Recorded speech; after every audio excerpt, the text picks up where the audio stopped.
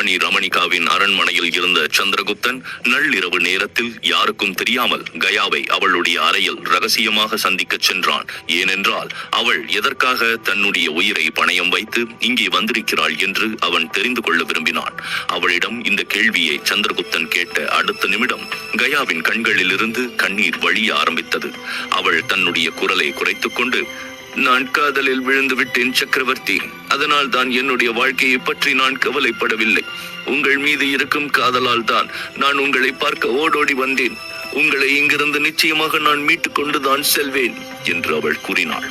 அவள் கூறியதை கேட்டவுடன் திகைத்து போன சந்திரகுப்தன் என்ன சொல்வது என்று தெரியாமல் அவளை பார்த்து கொண்டிருந்தான். அவளுடைய கண்களில் இருந்து வழிந்த கண்ணீரை பார்த்த அவனுக்கு மிகவும் வருத்தமாக இருந்தது. சில கணங்கள் அவளுடைய முகத்தையே பார்த்து கொண்டிருந்த அவன் கடுமையான குரலில், கயா, என்ன இது? நீ ஏன் இப்படி முட்டாள்தனமாக பேசிக் கொண்டிருக்கிறாய்? நீ என்ன பேசுகிறாய் என்று தெரிந்துதான் பேசுகிறாயா என்று கேட்டான். தன்னுடைய கண்களில் வழிந்த கண்ணீரை துடைத்துக் கொண்ட கயா, நான் என்ன பேசுகிறேன் என்று எனக்கு தெரியும். காதலை பற்றி தெரியாத அளவுக்கு நான் ஒன்றும் முட்டாள் கிடையாது என்று அவள் பேசிக் கொண்டிருக்கும் போது குறுக்கிட்ட சந்திரகுப்தன், நீ விதண்டாவாதமாக பேசிக் கொண்டிருக்கிறாய். முதலில் நீ ஒரு உண்மையை புரிந்து கொள்ள வேண்டும் என்று அவன் கூறினான். உடனே கயா, தெரியும் சக்கரவர்த்தி, உங்கள் மனதில் இளவரசி நந்தினி தான் இருக்கிறாள் என்று எனக்கு நன்றாக தெரியும். அப்படி இருக்கும் பொழுது நான் உங்களை நேசிப்பது பயனற்றது என்று ஆச்சாரியர் கூட என்னிடம் கூறினார் என்று அவள் கூறினாள். அவள் கூறியதை கேட்டவுடன் சந்திரகுப்தனுக்கு மிகவும் ஆச்சரியமாக இருந்தது. என்ன சொல்கிறாய் கயா? அப்படியென்றால் நீ உன்னுடைய காதலை பற்றி ஆச்சாரியரிடமும் சொல்லிவிட்டாயா என்று கேட்டான். உடனே கயா எதுவும் பேசாமல் ஆமாம் என்பது போல தலையை மட்டும் ஆட்டினாள். ஆச்சாரியர் இவ்வளவு தூரம் சொல்லிய பிறகும் நீ உன்னுடைய மனதை மாற்றிக்கொள்ளாமல் இருக்கிறாயா என்று அவன் கேட்டான். இதற்கு நான் ஆச்சாரியரிடம் கூறிய பதிலையே தான் உங்களிடமும் சொல்ல விரும்புகிறேன். காதல் என்பது லாப நஷ்டம் பார்த்து வருவது கிடையாது. நான் உங்களை காதலிக்கிறேன். அதற்காக நீங்களும் என்னை காதலிக்க வேண்டும் என்று நான் உங்களை வற்புறுத்தப் போவது கிடையாது. என்னை பொறுத்தவரை என் காதல் மிகவும் புனிதமானது என்று கயா கூறினாள். அவளுடைய இந்த தத்துவ பேச்சை கேட்டு சந்திரகுப்தன் குழம்பி போனான். கயா தொடர்ந்து கண்ணீர் மல்க, ஆச்சாரியர் சாணக்கியர் என்னுடைய இந்த காதலுக்கு சம்மதம் தெரிவிக்காமல் இருக்கலாம். ஆனால் அவர் என்னை புரிந்து கொண்டார். அதனால் தான் அவர் என்னை எதிர்க்கவில்லை. உங்களுக்கு ஒரு விஷயம் தெரியுமா சக்கரவர்த்தி? நான் மகத நாட்டின் அரண்மனையில் இருந்து தப்பித்து ஓடி வந்த பொழுது சம்புநாதர் என்னை எதிர்த்தார். அவர் மட்டும் இன்னும் சற்று முயற்சி செய்திருந்தால் என்னை எளிதாக பிடித்திருக்கலாம். ஆனால் ஆச்சாரியர் அதற்கு சம்மதிக்கவில்லை. அவர்தான் சம்புநாதரை தடுத்து நிறுத்தி நான் இங்கு வருவதற்கு அனுமதி அளித்தார். நான் ஆச்சாரியரிடமும் முன் அனுமதி கேட்கவில்லை. என்றாலும் அவருடைய அனுமதியுடன் தான் நான் இங்கு வந்திருக்கிறேன். அதனால் நீங்கள் எனக்கு ஆட்சேபனை தெரிவிக்க வேண்டிய அவசியமில்லை என்று கூறினாள். அவள் கூறிய அனைத்தையும் பொறுமையாக கேட்ட சந்திரகுப்தன் பிறகு கோபமான குரலில், இனிமேல் நான் ஆட்சேபனை தெரிவித்து என்ன பலன் இருக்க போகிறது? நீ இங்கு வந்து என்னுடைய பிரச்சனையை இன்னும் கொஞ்சம் அதிகப்படுத்தி விட்டாய். இதுவரை நான் இந்த மாயாஜால அரண்மனையிலிருந்து உயிருடன் வெளியேற வேண்டும் என்று நான் நினைத்துக் கொண்டிருந்தேன். ஆனால் இப்பொழுது நீ வந்து இங்கு என்னுடைய திட்டங்களை கெடுத்து விட்டாய். இப்பொழுது உன்னுடைய உயிரை காப்பாற்றுவது என்னுடைய முதல் கடமையாக இருக்கிறது என்று அவன் கூறினான். அவன் கூறியதை எதிர்த்து கயாவால் எதுவும் சொல்ல முடியவில்லை. ஏனென்றால் அவள் இங்கு வந்து சந்திரகுப்தனுக்கு உண்மையிலேயே பிரச்சனையை தான் ஏற்படுத்தி விட்டாள் என்று அவளுக்கே தெரியும். ஆனால் அவளும் தான் என்ன செய்வாள் பாவம். அவள் சந்திரகுப்தனை நினைத்து மகத நாட்டில் நிம்மதியாக இருக்க முடியவில்லை. அதனால் தான் தேடி வந்து இந்த அபாயத்தை ஏற்றுக்கொண்டாள். கயாவை பார்த்த சந்திரகுப்தன் நம்பிக்கையான குரலில், நீ மட்டும் இங்கு வராமல் இருந்திருந்தால் ரமணிகாவின் இந்த மாய அரண்மனையிலிருந்து நான் தப்பித்து வந்திருப்பேன். அதற்கு நான் ஒரு திட்டம் போட்டிருந்தேன்.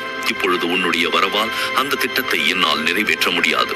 அதனால் நான் வேறொரு திட்டம் போட்டேன். ஆனால் அதுவும் தோல்வியில் முடிந்துவிட்டது என்று அவன் விரக்தியாக கூறினான்.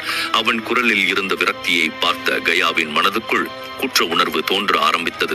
சந்திரகுப்தனின் இந்த நிலைக்கு தான் காரணம் என்று அவள் தன்னையே குற்றம் சாட்டும் விதமாக, மன்னிக்க வேண்டும் சக்கரவர்த்தி, நன்மாறன் மற்றும் உக்கிரசேனரின் யோசனை தான் இது. ரமணிகா உங்களை போதை மருந்துகளை உட்கொள்ளச் செய்து தன்னுடைய முழு கட்டுப்பாட்டில் வைத்திருக்கிறாள். உடனே அவளுடைய பிடியில் இருந்து உங்களை விடுவிக்காவிட்டால் அது பேரழிவாக இருக்கும் என்று கூறினார்கள். நன்மாறனும் படுகாயம் அடைந்ததால் அவரால் இங்கு வர முடியவில்லை. அதனால் தான் இந்த ஏரியின் வழியாக நான் இங்கு வந்தேன். நான் மட்டும் தனியாக இங்கு வரவில்லை சக்கரவர்த்தி. உக்கிரசேனரும் நானும் சேர்ந்துதான் இங்கு வந்தோம். உங்களை அழைத்துச் செல்வதற்கு நாங்கள் முறையான திட்டம் வகுத்திருக்கிறோம். செயற்கை ஏரி வழியாக உங்களை அழைத்துக் கொண்டு நான் வெளியே வந்தவுடன் தோட்டத்தில் காத்து கொண்டிருக்கும் உக்கிரசேனருடன் சேர்ந்து நாம் மூவரும் இங்கிருந்து வெளியேறலாம் என்று நாங்கள் திட்டமிட்டிருந்தோம்.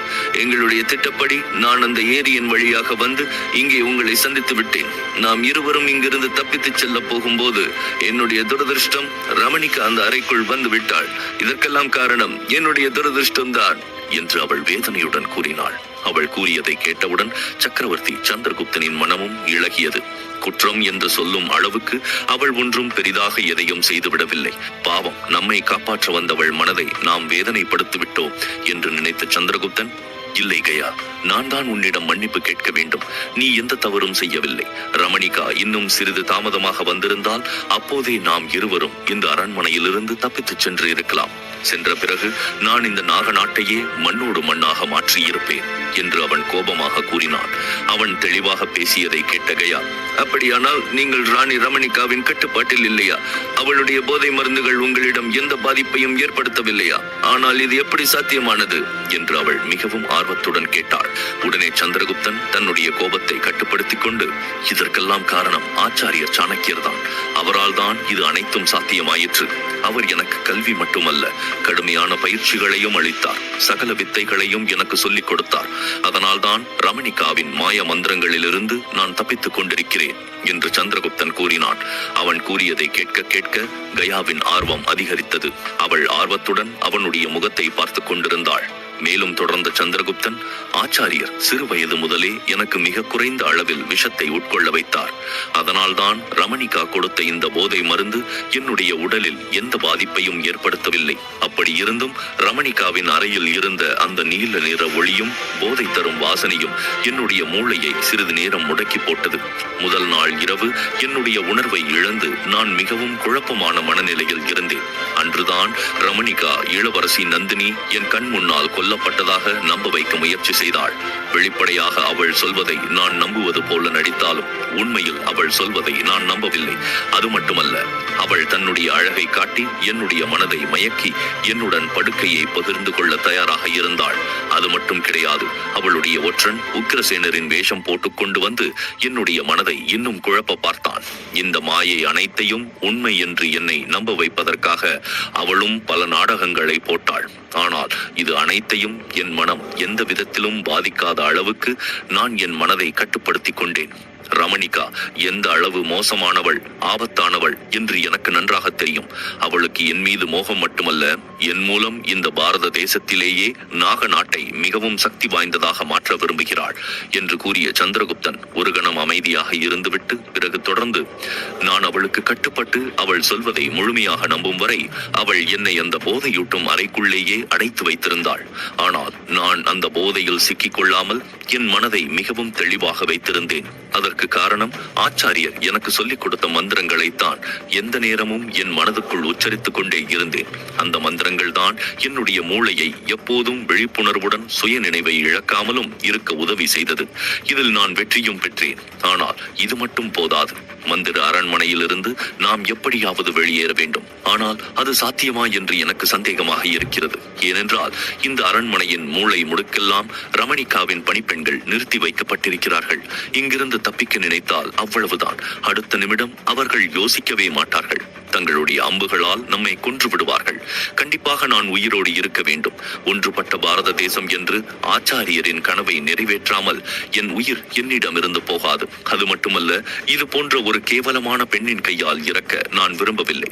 அதனால்தான் ரமணிகாவின் கட்டுப்பாட்டில் இருப்பது போல நடிக்கிறேன். இதில் நான் கிட்டத்தட்ட வெற்றியும் பெற்றுவிட்டேன். நான் அவளுடைய கட்டுப்பாட்டில் இருப்பதாக நினைத்துக் கொண்டிருக்கிறாள். ஆனால் உண்மையில் அவள்தான் என்னுடைய கட்டுப்பாட்டில் இருக்கிறாள்.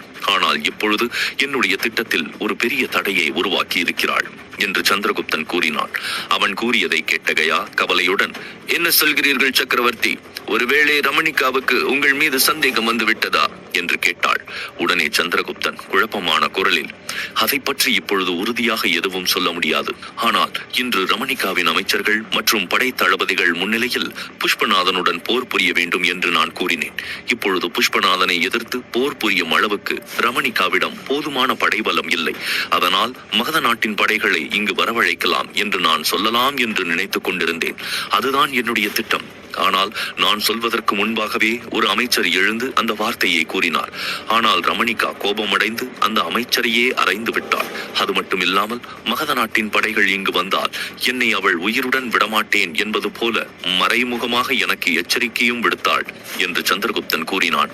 சந்திரகுப்தன் கூறியதை பற்றி யோசித்த கயா, அப்படியென்றால் ரமணிகா இன்னும் தங்களை முழுமையாக நம்பவில்லையா? புஷ்பநாதனுக்கும் உங்களுக்கும் இடையே நடக்கவிருக்கும் போரை பற்றி அவள் ஏதோ ஒரு திட்டம் வைத்திருக்கிறாள். நீங்கள் விரும்பினால் கூட இதிலிருந்து தப்பிக்க முடியாது போல் இருக்கிறதே என்று கயா கூறினாள். அதை கேட்ட சந்திரகுப்தன், ஆம் கயா, உன்னுடைய யூகம் சரிதான். போருக்கு முன்பு அவள் ஏதோ வியூகத்தை திட்டமிட்டிருக்கிறாள் என்று நினைக்கிறேன் என்று சந்திரகுப்தன் கூறினான். அவன் கூறியதை கேட்ட கயாவுக்கு கவலையாக இருந்தது. அதாவது நீங்கள் ரமணிகாவை திருமணம் செய்து கொண்டு இந்த நாக நாட்டின் சக்கரவர்த்தி ஆக வேண்டும். அப்படியானால் தான் இந்த மாய மாளிகையிலிருந்து உங்களுக்கு விடுதலை கிடைக்கும் என்று அவள் நினைத்தாள். அதை பற்றி யோசித்துக் கொண்டிருந்த சந்திரகுப்தன் திடீரென்று, கயா, உன்னை பற்றி நான் ரமணிகாவிடம் பொய் சொன்னாலும் உன்னுடைய எஜமானர் செலூக்கஸ் நிச்சயமாக உன்னை தேடிக்கொண்டு இங்கு வருவார் என்ற நம்பிக்கை எனக்கு இருக்கிறது. அப்படி அவர் இங்கே வந்தால் அவரை நாம் பக்கபலமாக வைத்துக் கொள்ளலாம். அவருடைய இராணுவம் நமக்கு மிகவும் பயனுள்ளதாக இருக்கும். அவரிடம் நான் உன்னை ஒப்படைப்பேன். அதற்கு பதிலாக அவர் ராணி ரமணிகாவிடமிருந்து என்னை விடுவிப்பார் என்று சந்திரகுப்தன் கூறினான். சந்திரகுப்தனின் திட்டத்தை கேட்ட கயா திகைத்து போனாள். ஏதோ ஒரு அறியாத பயம் அவள் இதயத்தை வாட்டத் தொடங்கியது. என்ன சொல்கிறீர்கள் சக்கரவர்த்தி? அப்படியானால் செலுக்கஸ் அப்பாவிடம் என்னை ஒப்படைத்து விடுவீர்களா என்று கலக்கமான குரலில் அவள் கேட்டாள். அதை கேட்ட சந்திரகுப்தன், ஆமாம், அதில் உனக்கு என்ன பிரச்சனை? இன்று இல்லாவிட்டாலும் என்றாவது ஒரு நாள் நீ உன்னுடைய நாட்டிற்கு செல்ல வேண்டும் தானே? செலூக்கஸ் இங்கே வந்தால் நாம் இருவரும் இந்த மாய அரண்மனையிலிருந்து விடுபடலாம் என்று அவன் சாதாரணமாக கூறினான். ஆனால் கயா இதை சாதாரணமாக எடுத்துக் கொள்ளவில்லை. உரத்த குரலில், இல்லை சக்கரவர்த்தி, இல்லை. இதற்கு பதிலாக நீங்கள் உங்கள் கைகளாலேயே என்னை இங்கேயே கொன்று போட்டு விடுங்கள். நான் நிச்சயமாக செலுக்கஸ் அப்பாவுடன் செல்ல மாட்டேன் என்று அவள் கூறினாள்.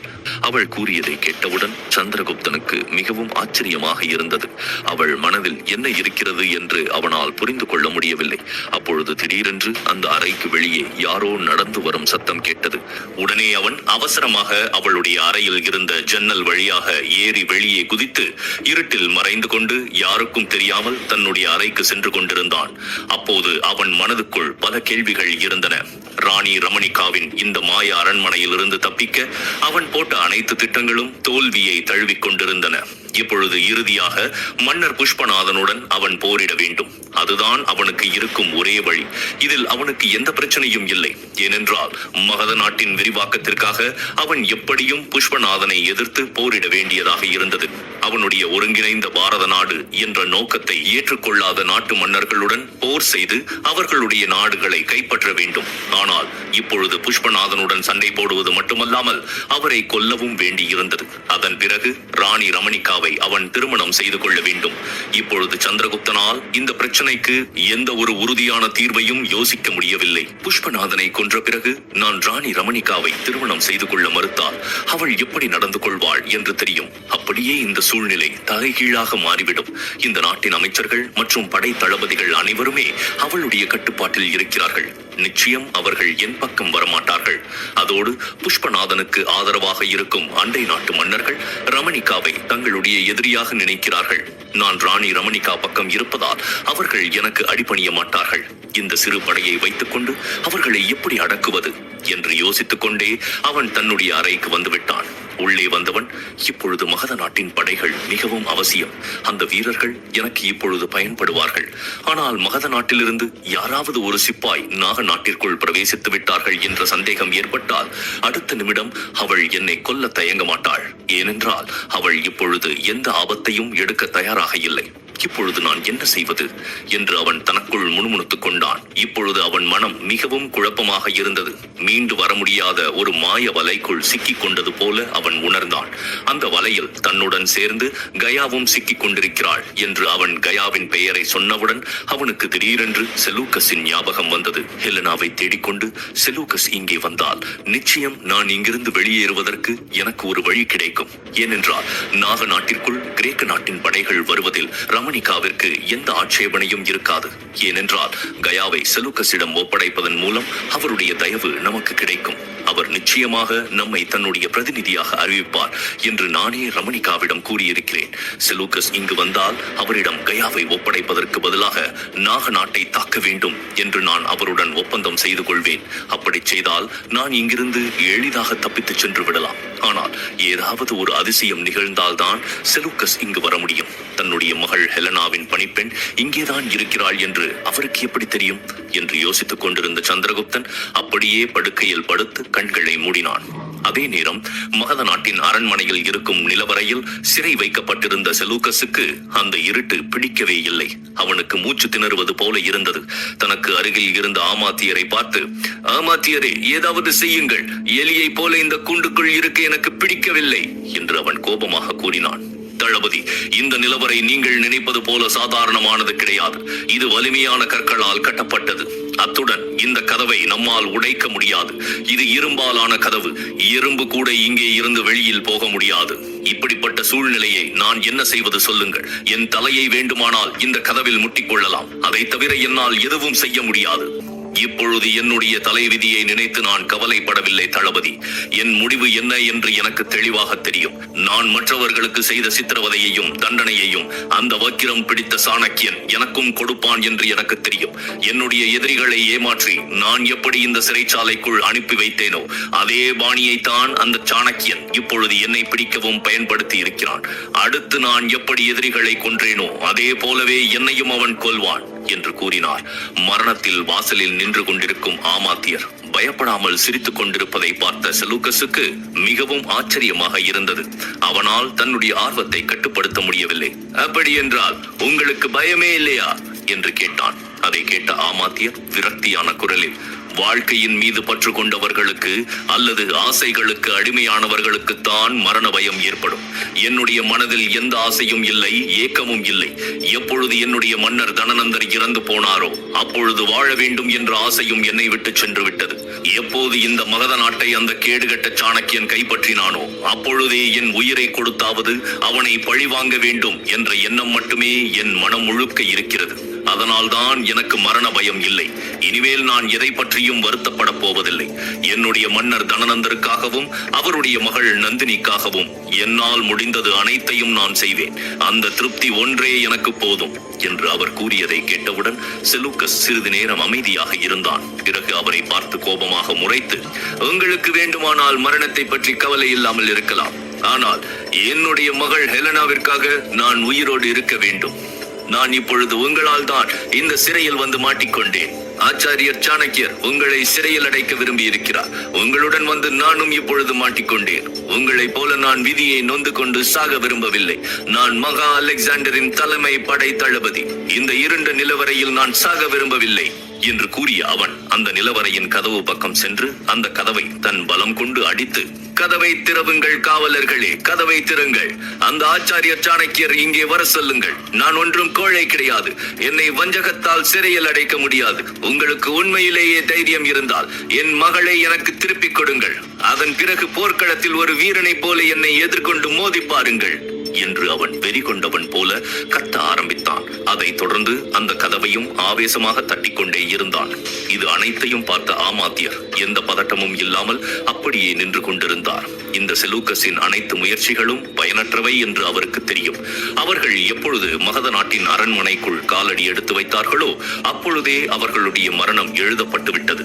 ஆச்சாரிய சாணக்கியர் தன்னை சித்திரவதை செய்துதான் கொல்லுவார் என்று அவருக்கு தெரியும். விதியை ஏற்றுக்கொண்டவர் அப்படியே சிலை போல நின்று கொண்டிருந்தார். அப்பொழுது திடீரென்று வெளியில் இருந்து ஏதோ சத்தம் கேட்டது. இங்கே செலூக்கஸ் ஆவேசமாக கதவை தட்டி கத்திக் கொண்டிருந்தாலும் அதையும் மீறி வெளியில் இருந்த ஒரு சத்தத்தை ஆமாத்தியர் கேட்டார். உடனே அவசரமாக செலூக்கஸுக்கு அருகில் வந்து அவருடைய வாயை மூடி வெளியில் வந்த குரலை கவனமாக கேட்க முயன்றார். இப்பொழுது வெளியில் எந்த சத்தமும் இல்லை, அமைதியாக இருந்தது. ஆனால் திடீரென்று அந்த அறையின் கதவை யாரோ திறக்கும் சத்தம் கேட்டது. உடனே செலூக்கஸ் உஷாரானான். சம்புநாதர் தான் வந்துவிட்டார் என்று நினைத்த ஆமாத்தியருக்கு அவர் வந்தவுடன் தனக்கு மரணம்தான் என்று நினைத்தவுடன் அவர் மனம் அவரை அறியாமலேயே நடுங்கத் தொடங்கியது. கடவுளே, மன்னர் தனநந்தரின் வாரிசான நந்தினியிடம் மட்டுமே இந்த மகத நாட்டை நான் ஒப்படைக்க விரும்புகிறேன். அதற்காகவாவது நான் இன்னும் சிறிது காலத்திற்கு உயிருடன் இருக்க வேண்டும். அதற்கு நீங்கள் தான் எனக்கு அருள் புரிய வேண்டும். அதன் பிறகு எனக்கு என்ன ஆனாலும் அதை பற்றி எனக்கு கவலை இல்லை என்று அவர் மனதுக்குள் முணுமுணுக்க ஆரம்பித்தார். அதற்குள் கதவு திறக்கப்பட்டது. அந்த இடம் மிகவும் இருட்டாக இருந்தது. அதனால் வெளியில் யார் இருக்கிறார்கள் என்று தெரியவில்லை. அப்போது, நான் தான் மன்னர் தனநந்தரின் விசுவாசி என்று ஒரு ஆணின் கிசுகிசுப்பான குரல் கேட்டது. அந்த குரலை கேட்டவுடன் ஆமாத்தியருக்கும் செலூக்கஸுக்கும் அதிர்ச்சியாக இருந்தது. அதற்குள் அந்த மனிதன் ஆமாத்தியரின் அருகில் வந்து, நீங்கள் இருவரும் இப்பொழுதே என்னுடன் வர வேண்டும் என்று கூறினான். அதை கேட்டவுடன் ஆமாத்தியருக்கு ஒன்றும் புரியவில்லை. அவர் சந்தேகமான குரலில், எங்களை எங்கே அழைத்துக் கொண்டு செல்ல போகிறாய்? நீ யார் என்று எனக்கு தெரியவில்லை என்று கூறினார். உண்மையில் அந்த நபர் தன்னுடைய முகத்தை கருப்பு நிற துணியால் மூடியிருந்தார். அதனால் அவர் யார் என்று ஆமாத்தியரால் அடையாளம் கண்டுபிடிக்க முடியவில்லை. ஆமாத்தியர் கூறியதை கேட்ட அந்த நபர் பொறுமையை இழந்து, உங்களுக்கு வேண்டுமானால் என்னை அடையாளம் தெரியாமல் இருக்கலாம். ஆனால் நீங்கள் இன்று அரசவைக்கு வந்தவுடன் நீங்கள் வெளிநாட்டில் இருக்கும் ஒரு வயதான தொழில் அதிபர் கிடையாது, ஆமாத்தியர் தான் என்ற சந்தேகம் எனக்கு எழுந்தது. அதை உறுதி செய்து கொள்வதற்காக சம்புநாதர் உங்களை நிலவரைக்கு அழைத்துக் கொண்டு செல்லும் பொழுது நானும் பின்தொடர்ந்து வந்தேன். ஆனால் நீங்கள் இருவரும் ஆச்சாரிய சாணக்கியரின் வஞ்சகத்தில் விழுந்து சிறையில் அடைக்கப்பட்டு விட்டீர்கள். அதை பற்றி பேசி இப்பொழுது நேரத்தை வீணடிக்க வேண்டாம். உடனே 2 பேரும் இந்த சிறைச்சாலையிலிருந்து வெளியில் வந்து எங்கேயாவது ஓடிவிடுங்கள். இந்த பொன்னான வாய்ப்பை நீங்கள் பயன்படுத்திக் கொள்ள வேண்டும். இல்லையென்றால் இது போன்ற ஒரு வாய்ப்பு திரும்பவும் உங்களுக்கு கிடைக்காது என்று அவன் கூறினான். அவன் கூறியதை கேட்டவுடன் செலூக்கஸுக்கு மிகவும் சந்தோஷமாக இருந்தது. ஏனென்றால் இந்த சிறைச்சாலையிலிருந்து எப்படி வெளியேறுவது என்று அவன் ஒவ்வொரு நிமிடமும் நினைத்துக் கொண்டிருந்தான். இப்பொழுது ஏதோ ஒரு அதிசயம் நிகழ்ந்தது போல அவனுக்கு ஒரு வாய்ப்பு கிடைத்திருக்கிறது. இதை உடனே அவன் பயன்படுத்திக் கொள்ள விரும்பினான். ஆனால் ஆமாத்தியருக்கு இன்னும் சந்தேகம் இருந்தது. அவர் அந்த மனிதரிடம், நீங்கள் எப்படி இந்த நிலவறைக்குள் வந்தீர்கள்? காவலர்கள் வெளியில் இருந்தார்கள் அல்லவா என்று கேட்டார். அறைக்கு வெளியே நின்று கொண்டிருந்த அந்த காவலர்களை சுட்டிக்காட்டி அந்த மனிதன், நான் அந்த 2 காவலர்களையும் விலைக்கு வாங்கிவிட்டேன் ஆமாத்தியரே. இப்போது அவர்கள் இருவரும் உங்களை பத்திரமாக அரண்மனைக்கு வெளியே அழைத்துக் கொண்டு செல்வார்கள். அங்கே உங்களுக்காக 2 குதிரைகள் நான் ஏற்பாடு செய்திருக்கிறேன். அந்த குதிரையில் ஏறி நீங்கள் தப்பித்து சென்று விடுங்கள் என்று அந்த நபர் கூறினார். உடனே ஆமாத்தியர் அறைக்கு வெளியே எட்டி பார்த்தார். அந்த நபர் சொன்னது போல 2 காவலர்கள் அங்கே நின்று கொண்டிருந்தார்கள். ஆனாலும் ஆமாத்தியரின் சந்தேகம் இன்னும் தீரவில்லை. நீங்கள் சொல்வது போல இந்த 2 காவலர்களையும் நீங்கள் விலைக்கு வாங்கியிருந்தால் நாளை சாணக்கியரின் சிறைச்சாலையிலிருந்து நாங்கள் இருவரும் தப்பித்து விட்டோம் என்று அவருக்கு தெரிய வந்தால் இவர்கள் இருவரையும் அவர் கொன்று விடுவார் அல்லவா என்று கேட்டார். ஆமாத்தியர் கூறியதை கேட்டவுடன் அந்த நபர் லேசாக சிரித்துக் கொண்டு, இல்லை, இந்த காவலர்கள் இனிமேல் அரண்மனைக்கு திரும்ப மாட்டார்கள். உங்களை அரண்மனையிலிருந்து பாதுகாப்பாக வெளியேற்றிய பிறகு இவர்கள் இருவரும் மகத நாட்டை விட்டு வேறு ஏதாவது நாட்டிற்கு ஓடிவிடுவார்கள். ஏனென்றால் அவர்கள் வாழ்நாள் முழுக்க சௌகரியமாக இருப்பதற்கு ஏற்ற அளவுக்கு நான் அவர்களுக்கு பொற்காசுகளை கொடுத்திருக்கிறேன் என்று அந்த நபர் கூறினார். ஆனாலும் ஆமாத்தியரின் சந்தேகம் குறையாமல் அவருடைய முகத்தை உற்று பார்த்து, நீங்கள் எதற்காக எங்களுக்கு உதவி செய்கிறீர்கள் என்று கேட்டார். ஆமாத்தியர் கூறியதை கேட்டவுடன் அந்த நபர் கடுமையான குரலில், ஏனென்றால் அந்த தந்திரக்காரன் சாணக்கியன் மீதும் அந்த அயோக்கியன் சந்திரகுப்தன் மீதும் எனக்கு அளவு கடந்த வெறுப்பு இருக்கிறது. நான் வேறு வழியில்லாமல் தான் இங்கே இருக்கிறேன். ஆனால் உங்கள் மீது எனக்கு மிகுந்த நம்பிக்கை இருக்கிறது. என்றாவது ஒரு நாள் நீங்கள் உங்களுடைய நோக்கத்தில் நிச்சயம் வெற்றி பெறுவீர்கள். மகதத்தின் ஆட்சி மீண்டும் உங்களுடைய கட்டுப்பாட்டுக்கு வரும் என்று அந்த நபர் கூறினான். அவன் கூறியதை கேட்ட ஆமாத்தியர் சிந்தனையில் ஆழ்ந்தார். அதை பார்த்து அந்த மனிதர், இன்னும் என்ன யோசிக்கிறீர்கள்?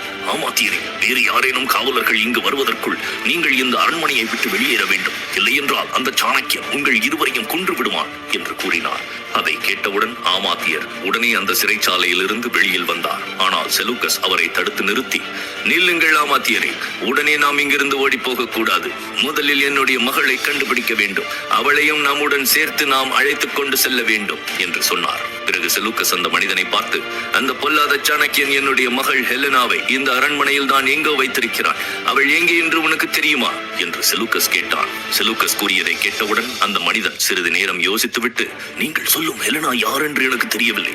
ஆனால் சில நாட்களுக்கு முன்பு ஒரு கிரேக்க பெண் இந்த அரண்மனைக்கு வந்தாள். ஆனால் அந்த பெண் இப்போது இந்த அரண்மனையில் இல்லை. இப்போது அவள் இங்கிருந்து ஓடிவிட்டாள் என்று கூறினான். செலூக்கஸ் தன்னுடைய மகளை தேடி எங்கு செல்ல போகிறான்? ஆமாத்தியரும் செலூக்கஸும் சிறைச்சாலையில் இருந்து தப்பித்துச் செல்ல யார் உதவி செய்தார்கள்? ஒருவேளை இதுவும் ஆச்சாரியரின் திட்டமா? தெரிந்து கொள்ள மேலும் கேளுங்கள்.